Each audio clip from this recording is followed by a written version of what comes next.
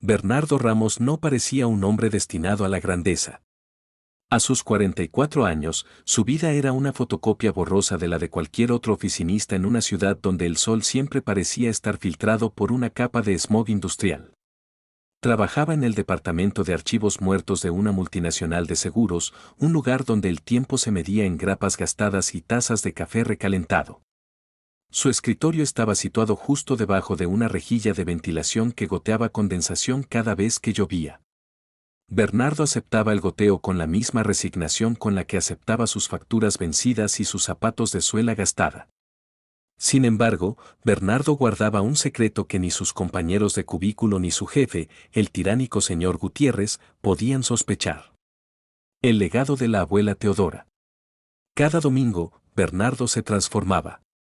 En la cocina de su apartamento de 40 metros cuadrados, realizaba un ritual sagrado.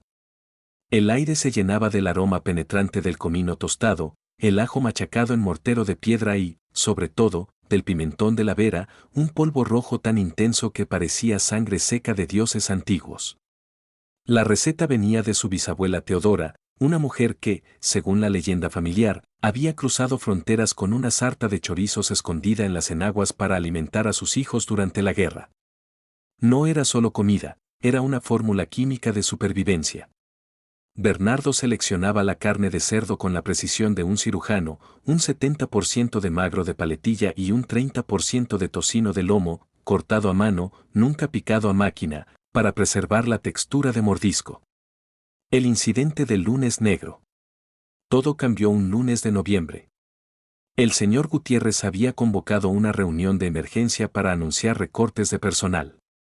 El ambiente en la oficina era de funeral.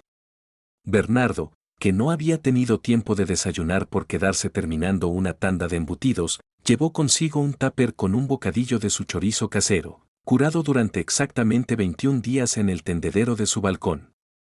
A mitad de la reunión, mientras Gutiérrez gritaba sobre optimización de recursos, Bernardo, movido por el hambre y el estrés, abrió el recipiente. El efecto fue telúrico. El aroma se expandió por el aire acondicionado como una onda de choque sensorial.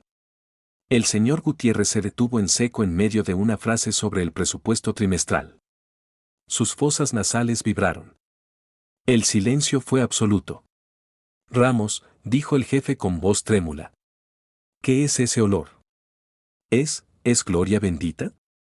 La transformación del garaje. Bernardo compartió su bocadillo. El contable, un hombre que vivía a base de antiácidos, lloró al morder la grasa infiltrada que se deshacía en la lengua. Gutiérrez, tras probar un trozo, canceló los despidos ese día.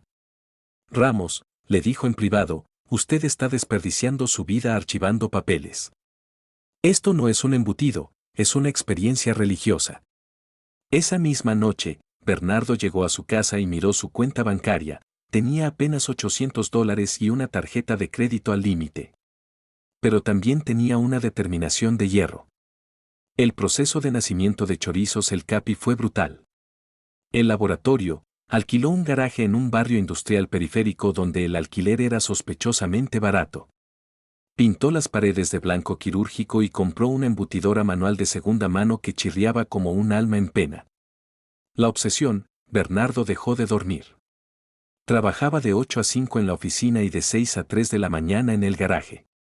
Sus manos siempre estaban teñidas de un rojo anaranjado que no se quitaba con jabón, sus vecinos pensaban que era un asesino serial o un pintor excéntrico. El ingrediente X, para escalar la producción sin perder calidad, Bernardo viajó en un autobús destartalado hasta un pueblo remoto en la sierra, donde convenció a un viejo agricultor de que le vendiera toda su cosecha de pimentón ahumado con madera de encina. Ese pimentón era el alma del negocio. El salto al vacío. El momento de la verdad llegó cuando una influencer gastronómica, que se había perdido buscando una cafetería hipster, terminó por error frente al garaje de Bernardo. Atraída por el aroma, compró una ristra por $10. Media hora después, publicó una foto con el título, He encontrado el santo grial de la charcutería. Olviden el caviar, esto es el futuro. Al día siguiente, había una fila de 3 cuadras frente al garaje. Bernardo miró su reloj, miró su teléfono donde su jefe le exigía que llegara a la oficina y tomó la decisión que cambiaría su vida para siempre. Apagó el móvil, se puso el delantal manchado de especias y abrió la persiana metálica. El imperio del grasa noble y el trono de hierro, rojo. La industrialización del sabor. Tras el éxito del garaje, Bernardo no se conformó con ser el secreto mejor guardado del barrio. Sabía que la artesanía tiene un techo, pero el hambre del mundo no. Con los ahorros de los primeros 6 meses, compró una vieja planta de procesamiento de carnes que estaba al borde de la quiebra. No solo compró las máquinas, contrató a los antiguos empleados, pero con una condición: aquí no se fabrica comida, se fabrica nostalgia.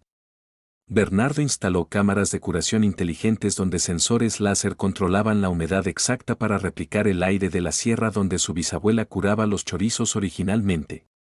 Mientras otros usaban químicos para acelerar el proceso a 3 días, Bernardo mantenía sus piezas colgando durante semanas, dejando que el tiempo y el moho blanco natural hicieran su magia.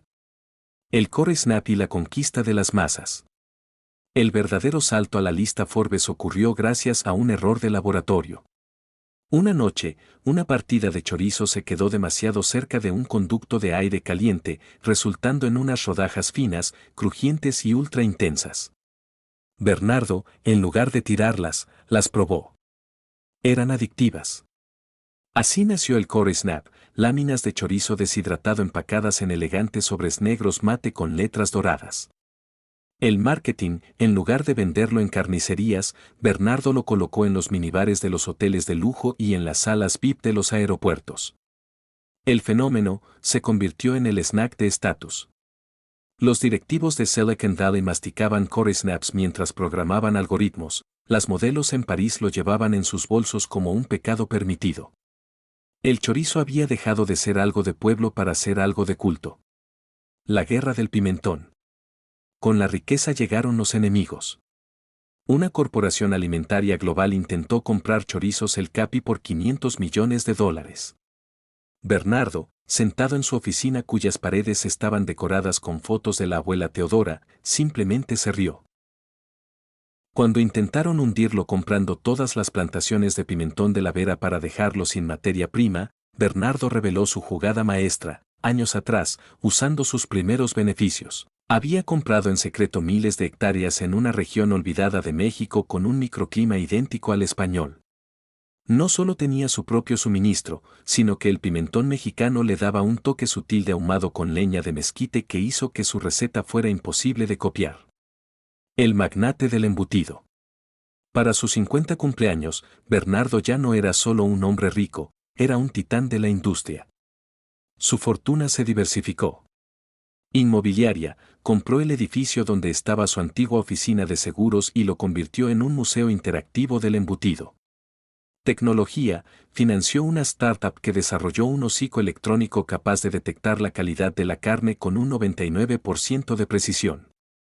Filantropía, creó la Fundación Teodora, que otorga microcréditos a emprendedores que quieren rescatar recetas familiares olvidadas. La escena final de su ascenso ocurrió en una cena de gala en Nueva York. Bernardo, vestido con un smoking a medida pero con sus manos aún conservando ese ligero rastro rojizo que era su marca de guerra, fue abordado por un periodista que le preguntó: ¿cómo se siente ser el hombre que se hizo millonario con algo tan simple como un pedazo de carne adobada? Bernardo tomó una copa de vino tinto, observó el horizonte de rascacielos y respondió: el mundo siempre está buscando la próxima gran aplicación o el próximo viaje a Marte. Yo solo recordé que el ser humano, antes que ser digital, es animal. Y al animal le gusta lo que es real, lo que pica y lo que sabe ahogar. Bernardo Ramos, el hombre que empezó en un garaje húmedo, ahora dormía en una mansión, pero bajo su almohada, metafóricamente, siempre guardaba una ristra de su oro rojo, recordándole que el éxito, al igual que un buen chorizo, solo es posible cuando tienes la mezcla exacta de paciencia, carne de primera y, sobre todo, mucho valor.